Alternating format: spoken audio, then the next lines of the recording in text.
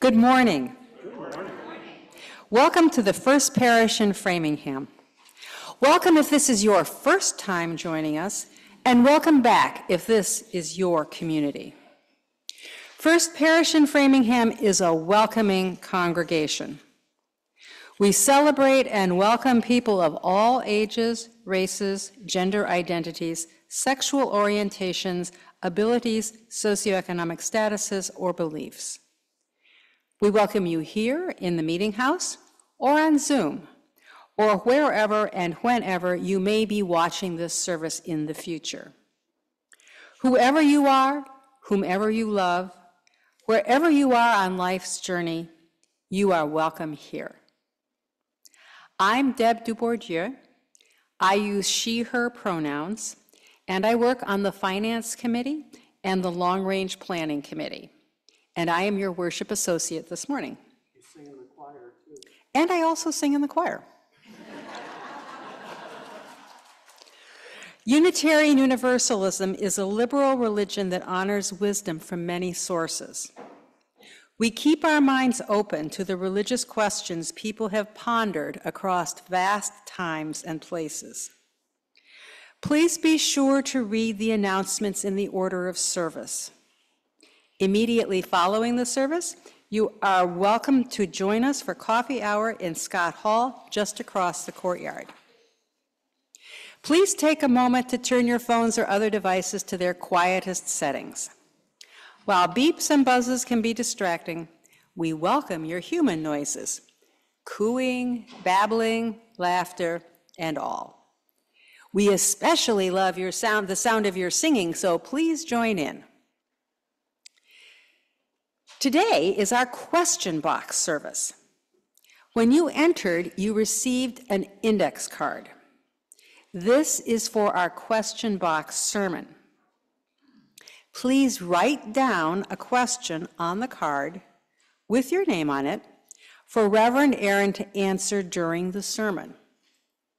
These questions could be personal, or theological, or church-related, or something else.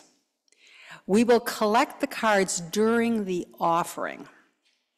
If you are joining us online, type them in publicly in the chat with your name, and Aaron will have Zoom open on his iPad.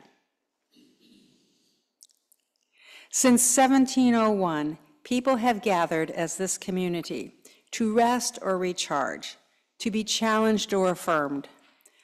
Those people are like you. You belong here. Maybe only for the next hour, but we hope for longer. We are happy to have you with us. I now invite you to take a deep breath in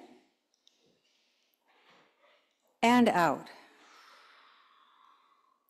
Continue to take a few more deep breaths and begin to release whatever you need to let go of in order to be more fully present to yourself, to one another, and the sacred in this time and place.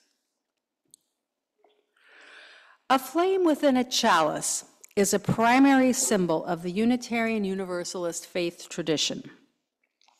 To symbolize the light of reason, the warmth of community, and the flame of hope, it is our tradition to begin our worship by kindling the flame of our chalice.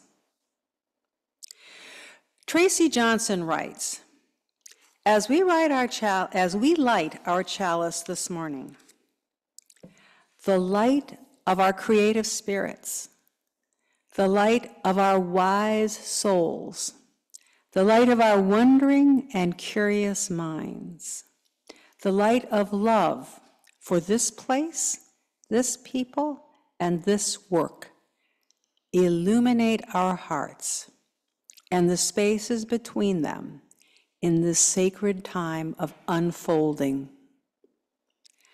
Blessed be. Please rise in body or spirit as we are going to now sing hymn 1010 in the Teal hymnal, and then please remain standing to sing our sung affirmation followed by our spoken affirmation.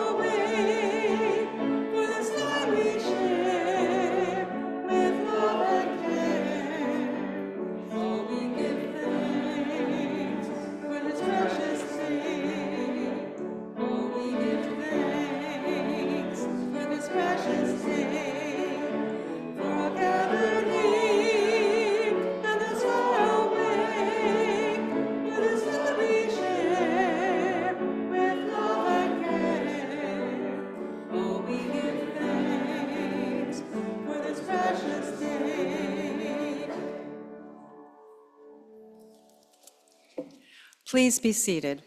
No? Sorry.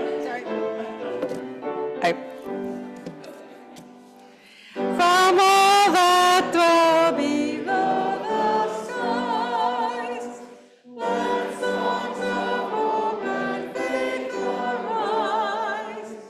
Let peace, goodwill on earth be sung, through every land, by every tongue. Love? Is the doctrine of this church. The quest of truth is its sacrament, and service is its prayer. To dwell together in peace, to seek knowledge in freedom, to serve all life with compassion, to the end that all souls shall grow into harmony with the divine. This is our great covenant, one with another and with our God. And now we may be seated. I'm gonna stand in a place that doesn't have sunlight blasting me in the eyes. Okay.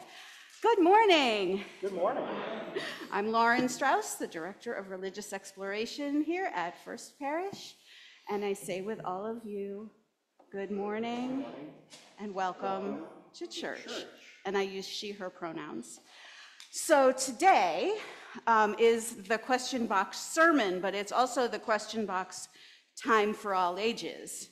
So there's two things. If you are a child or youth and you have questions, you can write them down and pass them up. And Reverend Aaron and I will try and answer them. But also, if you're a grown-up and you have a question for me, because I have to leave before the sermon, you can ask them now without a card. I'm just going to stand here awkwardly.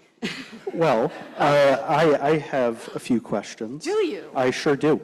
And this wasn't planned. This, you know. Yeah, I'm on the spot here. We'll all see how that goes. First question. What brings you joy in your role as our Director of Religious Exploration? Oh, my goodness. Everything except doing budgety things. Me and numbers, not friends. I can do it, I do it, but it doesn't bring me joy. My work is with our children and youth, whether it's hanging out downstairs and figuring out our faith together, or whether it's making grilled cheese sandwiches at the bake sale last night, at the open mic night last night. I love it. I love it all. Are there any others for Lauren in her role as DRE? Yeah, Marianne.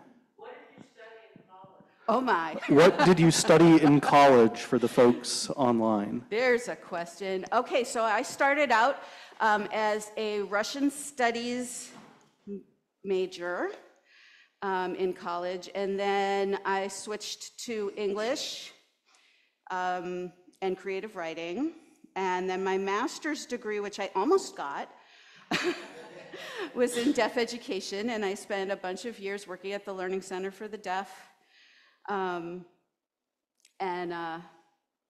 teaching there. I taught English and sex ed. Yeah, and but I also have my credential in religious education from the UUA, so I did that work because there's not really a degree for this. I saw one other hand. Bill. Yeah. What steps are you taking to attract more children? What steps are you, Lauren, as the DRE, taking to attract more children?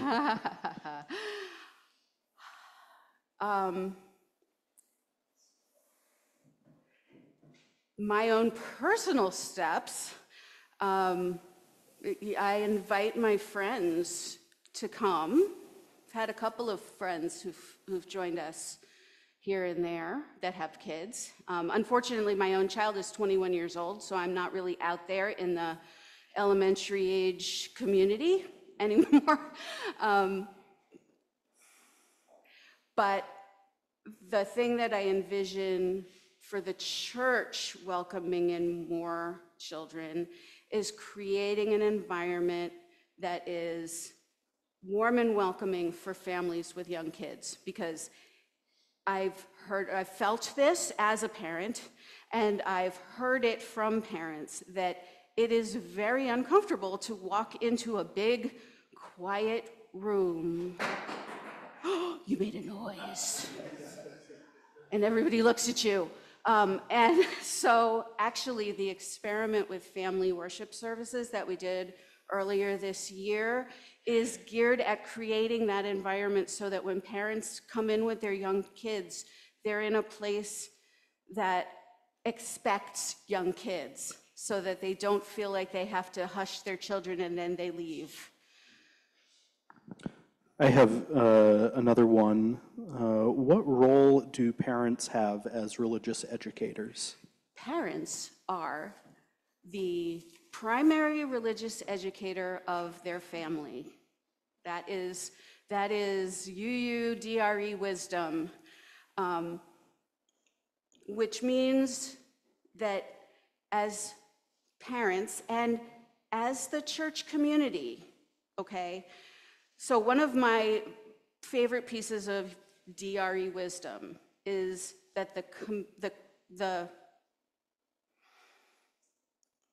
congregation is the curriculum.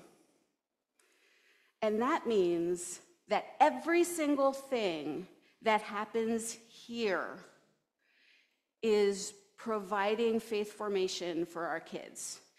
The things that we tell them, the things that we imply to them, the things we show them, right? So having a friendly, open place that kids can make a little noise and be themselves, or expecting everyone to be quiet, those are part of they're part of what we show them. And then there's also what we call the null curriculum, the things that we don't say at all, right? The things that we don't address. And those also teach our kids. So everything, sorry y'all, but y'all are on the spot all the time with our kids, right? You are their religious educators, and their parents are the ones who I hope are taking home the things that we all talk about together here, that we talk about in RE, that we talk about here in the sanctuary, and have conversations about how those fit with our family. I've often also heard that the congregation is the classroom and the curriculum is Unitarian Universalism, and we teach that in everything that we do. I think you want one more question? Anybody have one more question? Any questions from our kids? You can No? vigorously shake your heads no if that's. I see some vigorous head shaking. Yeah, Ben. So I think I might be some of the people who's having a little trouble with the sign language, good morning and welcome. You want to do that one more time? Sure. At some point, we should probably teach people like off service, Sure. so that way one day everyone can say it. I think that's a great idea. And I also think our greeters should know how to say that, especially, right? But I'm happy to do it one more time right now. Okay, so your non-dominant hand goes out in front to catch. So if you're a lefty, that's your right hand, and if you're a righty, that's your left hand. And this one comes here. Good. And then leaving that non-dominant hand right in front of you, you're gonna switch your hand to your elbow, and that goes morning. Yep. And welcome, still your dominant hand coming in. Non-dominant doesn't do anything for that one. Welcome. Okay, now your non-dominant hand is ground. And here is the church. This is the letter C. Church. And that should tap twice. Nouns tap twice. Church. Okay. Repeat that once more. Good. Morning. And welcome. to church. Thank you. This was fun. All right, and we will now sing our religious exploration community off to Sunday school. The words are in your order of service.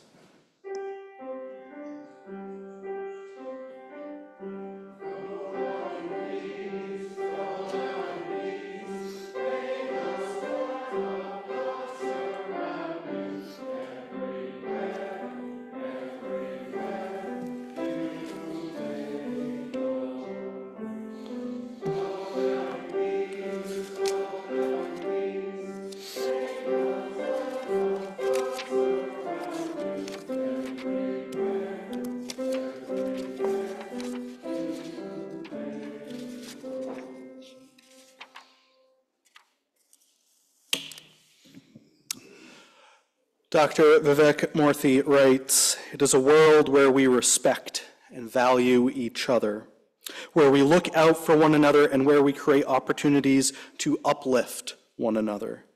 A world where our highs are higher because we celebrate them together and where our lows are more manageable because we respond to them together, and where our recovery is faster because we grieve and rebuild together.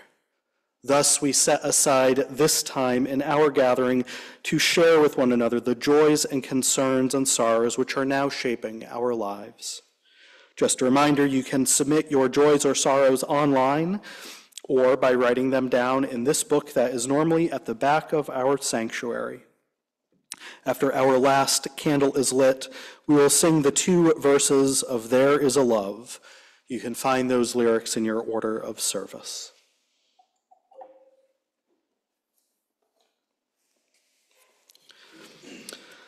I begin with the sorrows of our gathered community. I share this from Glenn Ickler, who writes, "I'm saddened by the death of Sandy Nelson. She was the first person to befriend Joe and I when we started attending First Parish in 1983. She was a mountain hiker, and she led us up a mountain in New Hampshire where we camped overnight in backpacking tents." Share this concern from Diane B., holding sorrow for the continuing human suffering of the people of Gaza and the Middle East. And these are the joys of our gathered community. Ben Long shares, "This joy, I have finally moved into my new apartment in Marlborough, Massachusetts." Kevin Stern shares this joy with us. "My mom's surgery went well and recovery is going smoothly."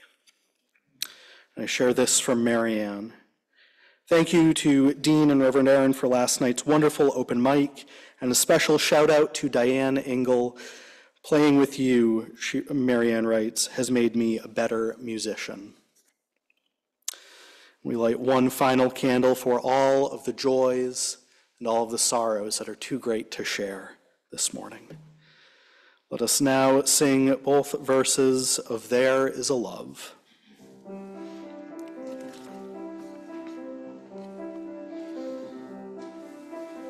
There is a love holding me. There is a love holding all that I love. There is a love holding all. We rest in this love. There is a love holding us. There is a love holding all that we love. There is a love holding all. We rest in this love.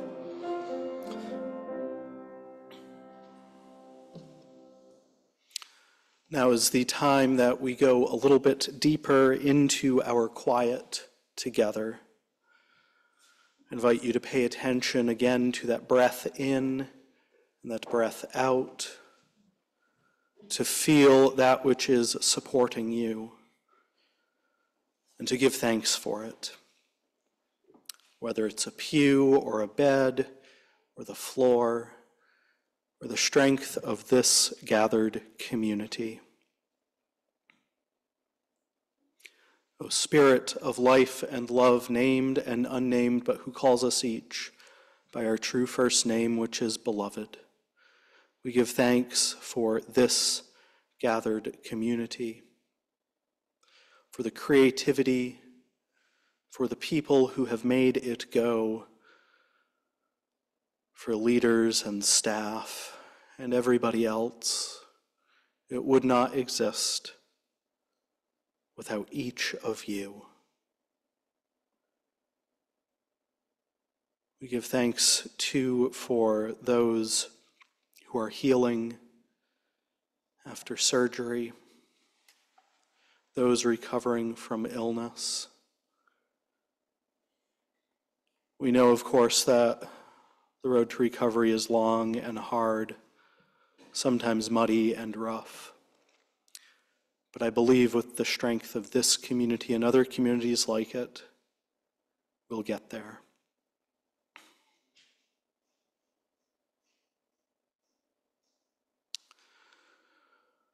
We know too that there are those who are mourning, those who are ill, those who live with addiction, those who are unhoused and who do not have enough food in their bellies, enough money in bank accounts to keep the lights on or to keep shelter around them. Embolden us to reach out, to lend a helping hand and a listening ear, sheltering walls or a shoulder to cry on. We do not get through life alone. In the ways that we can, let us work to bring peace to all of the war-torn parts of our world, whether at home or abroad.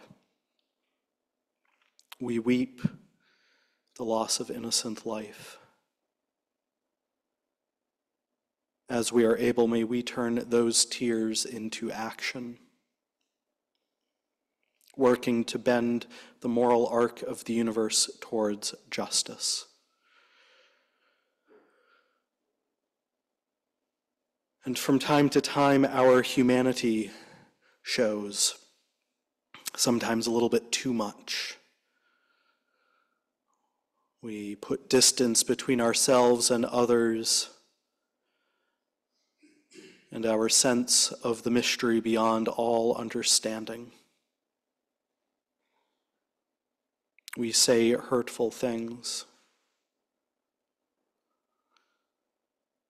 Because we are still breathing, there is still opportunity to move once again into right relationship, to reweave an unraveling tapestry.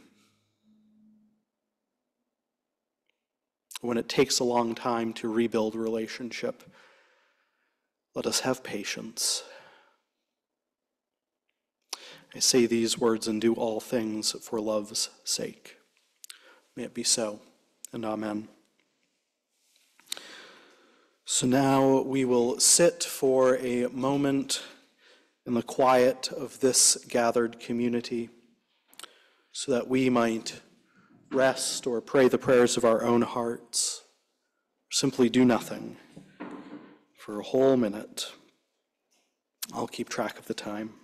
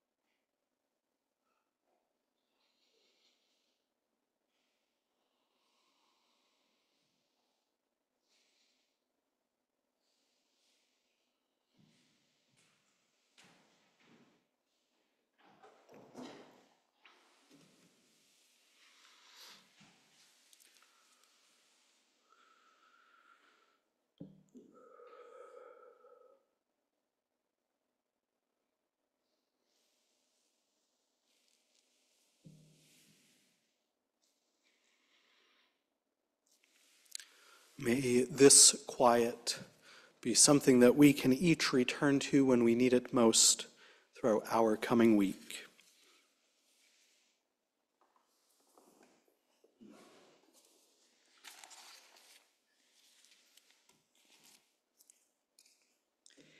We now invite you to our offering. Please remember to put that index card that we mentioned in the offering plates as it passes you by. Ellen Johnson Fay writes, "The offering is a sacrament of the free church. It is supported by the voluntary generosity of all who join with us. The offering will now be given and received in grateful appreciation of our shared hopes and values."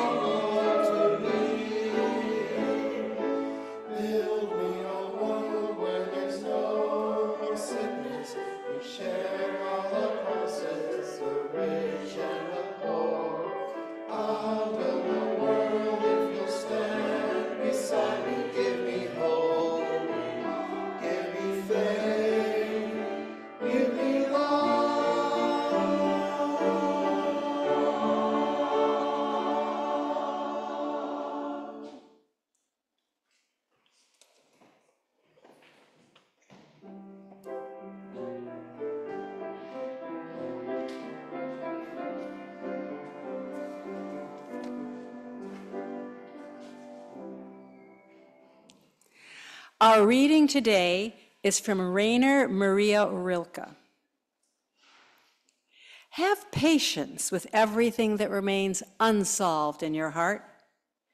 Try to love the questions themselves, like locked rooms and like books written in a foreign language. Do not now look for the answers. They cannot now be given to you because you could not live them. It is a question of experiencing everything. At present, you need to live the question.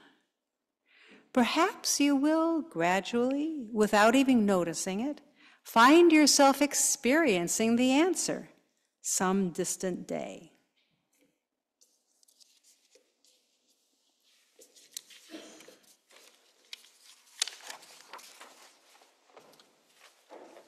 So now let us rise in body or spirit to sing our next hymn. It's number 354.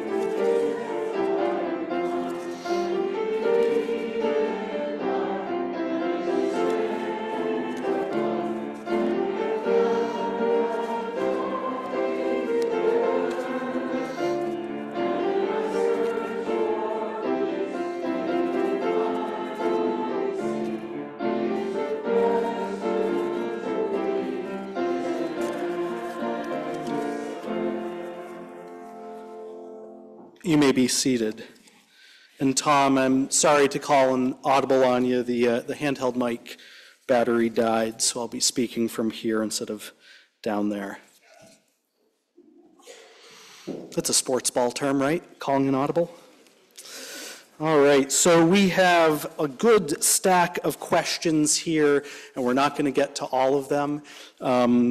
Just to be aware, and I don't know if anyone has submitted a question online. There are 12 people in our Zoom room right now, and so far I don't see anybody, but maybe they'll come up as we go along.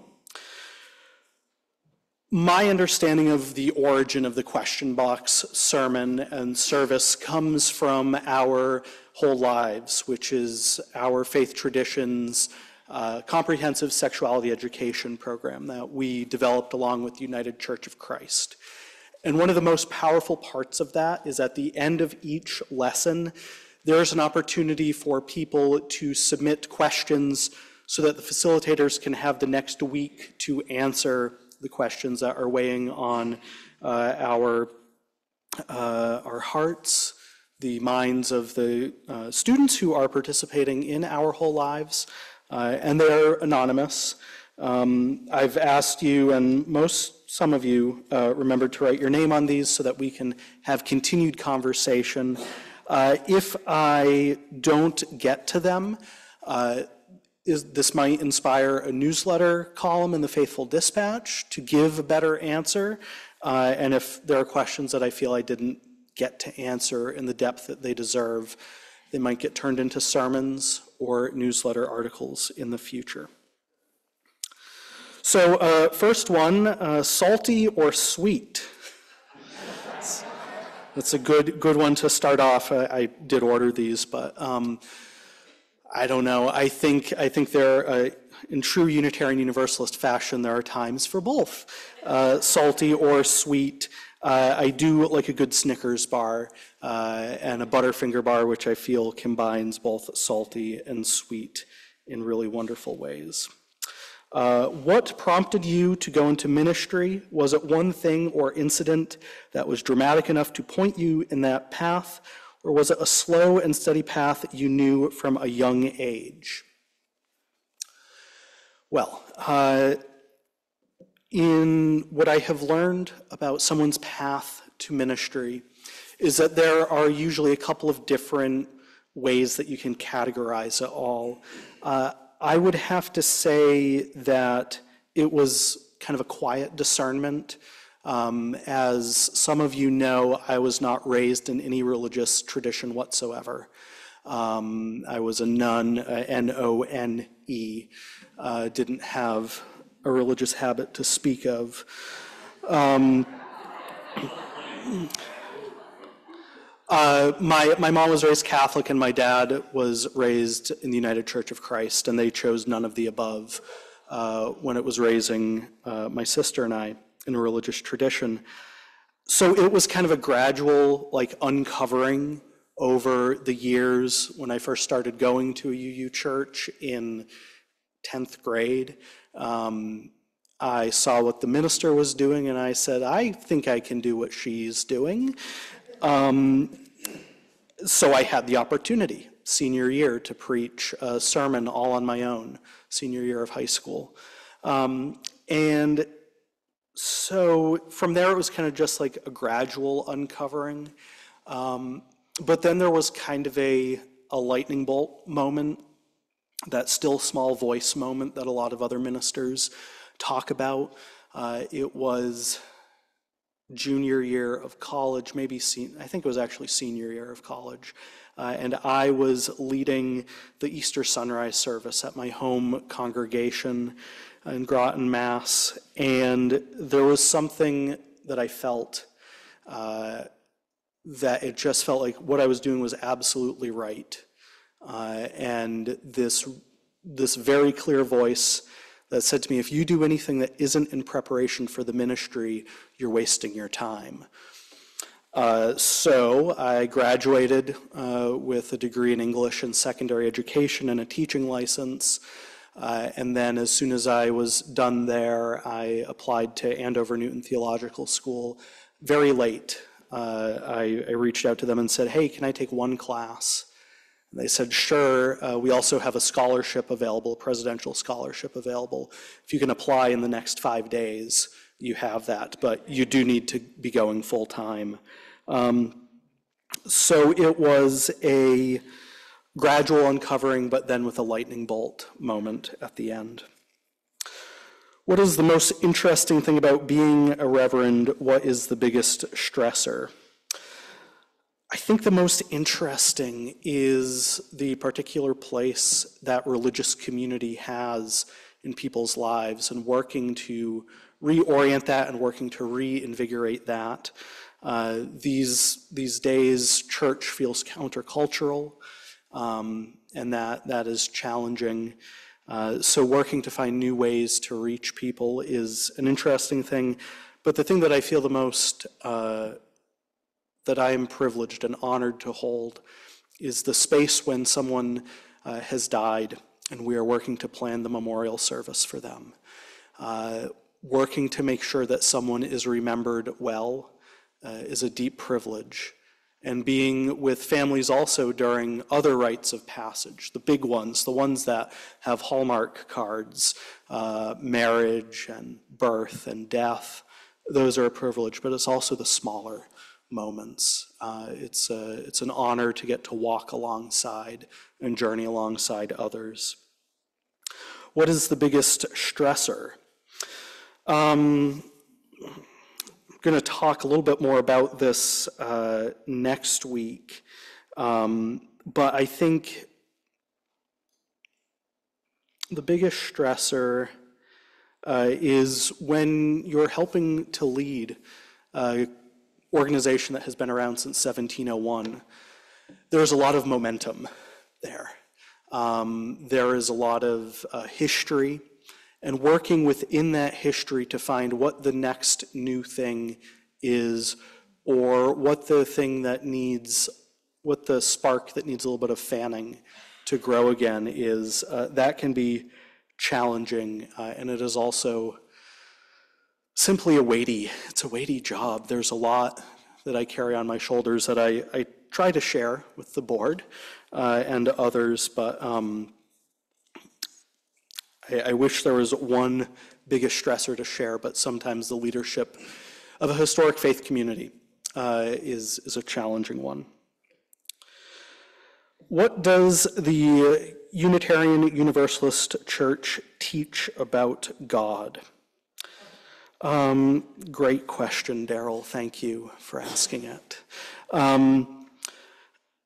The Unitarian Universalist Church teaches about God that it is up to each one of us to have our own search for truth and meaning on that journey towards defining God, whether that ends up being you decide that there isn't a God, or whether you have rejected a definition of God, a description of God that you had from your youth that is no longer serving you.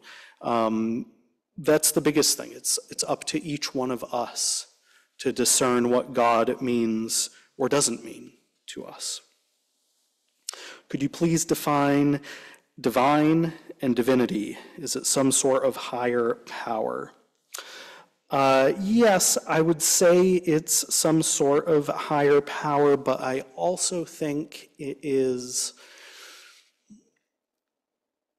part of some Jewish teachings that I really respect, who said that there was at the beginning of the universe, at the creation of the universe, there was one divine spark.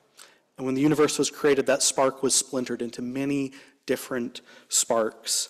And it's our job to work to reunite all of those divine sparks. So it's the thing that I feel most comfortable when I talk about the mystery beyond all understanding, when I talk about God. Divinity and divine is probably the thing that I go to the most. It could be some sort of higher power. What are your plans for growing our church, and what are your personal beliefs in God? So those are two questions in two different ways, two different directions. My plans for growing our church. In order for churches to be really vibrant and to attract new members, I think it's key for people to know that this is a place where people care about one another, where where you can have fun, where you can explore deep questions, and where you can be held during the toughest moments of your life. Some of what we rolled out in June around working to end the epidemic of loneliness is part of the plans for growing the church. If we can be that organization that works to end the epidemic of loneliness here in Metro West, then I think we will attract newer members. Supporting other events like the wonderful open mic night that we had last night, community potluck dinners, community breakfasts, making sure that we have space for people who wish to rent from us. These are all ways that we get people to come to our church eventually on a Sunday.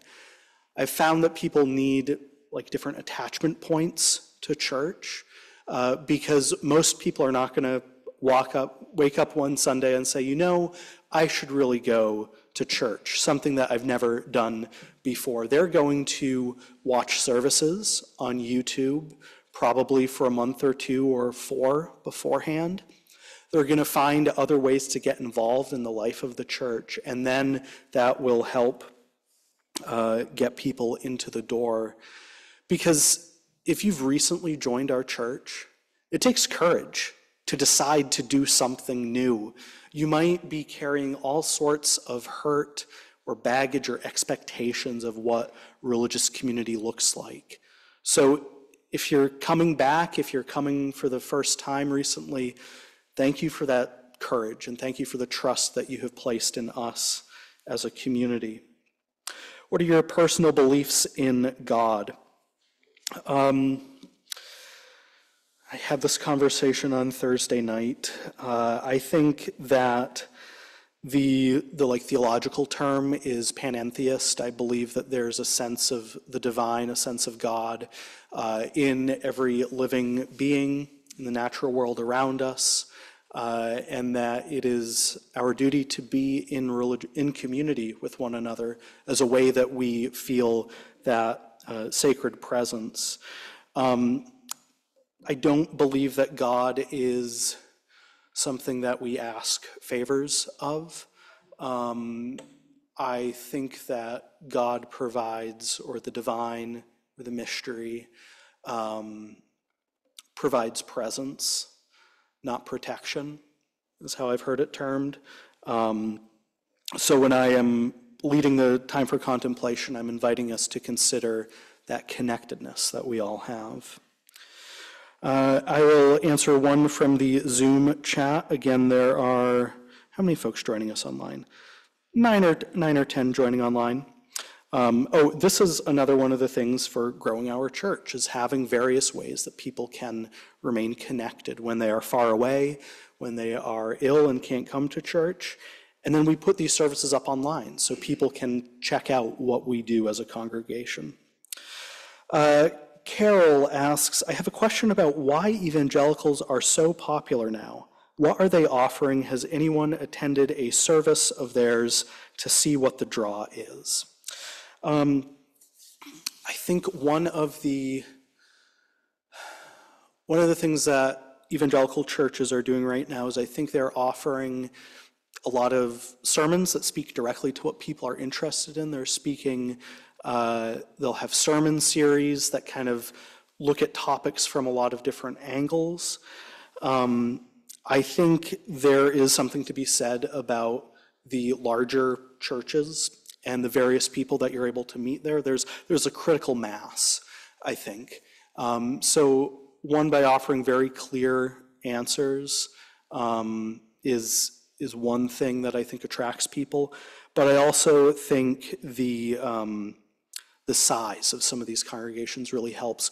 And oftentimes these congregations will have small groups that you're invited to join almost immediately. So you have people to connect to. You also have people that will miss you when you don't come. So I think that's some of their popularity right now. There is also a growing movement of ex-evangelical churches that look an awful lot like Unitarian Universalist churches that are talking about kind of religion and belief after evangelical belief, after people fall out of it. And a lot of times these are led by ex-evangelical pastors. There's a lot of articles out there. I haven't read them because at first my cynical mind goes to, well, why aren't they coming to a Unitarian Universalist church? But then once I get past the cynicism, I need to step back and say, well, what is that sort of a congregation offering that your regular Unitarian Universalist congregation might not be offering? And I think in some cases it's a respect for the tradition that they might be coming from. That sometimes as Unitarian Universalists we might not have that respect because it might have served this person well for a long time, and now they're realizing they need something completely different. And that journey of uncovering beliefs is really, can be challenging. Let's see. And I had another question that I was going to ask you, so I'll have one more question because I feel in a question box service it's only right to turn a question or two back to you to wonder about. And again, so many really great questions. I did have a chance to flip through them, and we will work to answer them in the coming services and sermons and newsletter articles. This one from Marianne: what is one common theme in most religions? So when I was in seminary, I taught Sunday school, and I was a director of religious education for a year at First Parish in Lexington. And the most common theme, I think, in world religions is some variation of the golden rule: treat others how you want to be treated. There's a whole curriculum out there, maybe it's just a session, a lesson, one of our curricula, that is about exploring different expressions of that golden rule. And I think treat others how you want to be treated comes up in so many of our world religions because it's like the basic for being together in community, and apparently something that a lot of world religions need others to be reminded of. So that is all that we're going to have time for today. My question for you that I'd like you to turn to someone sitting near you is to share, and this is part of our work of ending the epidemic of loneliness, is building connection with one another, to share just a little bit about something that brings you joy. Very simple question, but I want you to come up with an answer and then share that with someone sitting near you.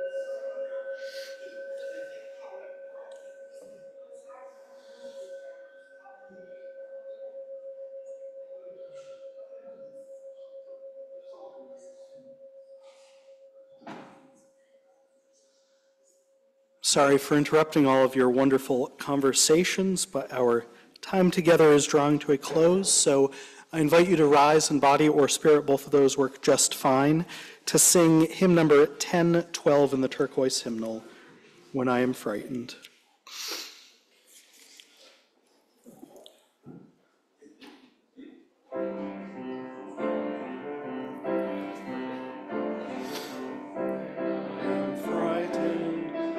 Reassure me when I'm uncertain. You hold my hand.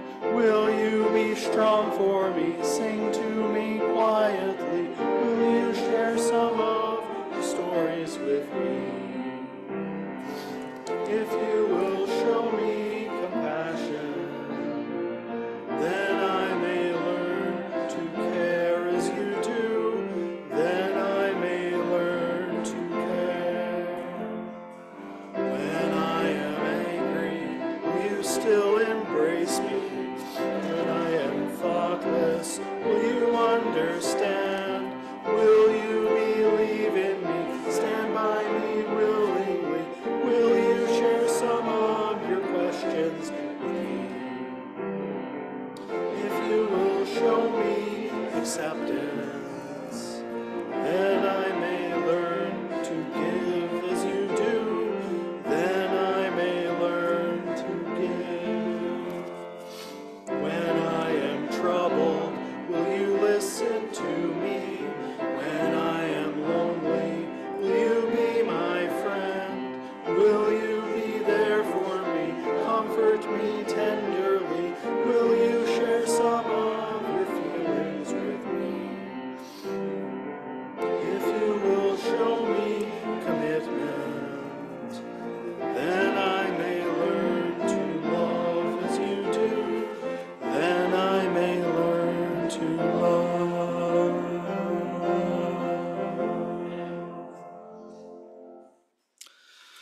And so as we leave this friendly place, let us take the light of love out into our world and use it to brighten our pathways. And when we need to rest or recharge, be challenged or affirmed, may that light guide us safely back. May we hold the light always, and the light hold us always. Amen, and go in peace.